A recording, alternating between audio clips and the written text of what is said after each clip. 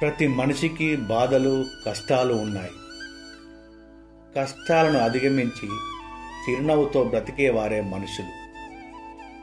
కొందరికి డబ్బులు లేవనే బాధ, కొందరికి శారీరక బాధ, కొందరికి మానసిక బాధ, కొందరికి బంధాల బాధ, కొందరికి ఎలా బ్రతకాలో బాధ, కొందరికి ఎందుకు బ్రతకాలో బాధ, పేదవారికి ఒక్క పూట అన్నం దొరకక బాధ, ధనవంతునికి తిన్న అన్నం అరగక బాధ, ఒకరికి ఉన్నత స్థాయికి ఎదగాలనే బాధ, ఇంకొకరికి ఎదిగే వాడిని ఎలా కిందికి లాగాలనే బాధ.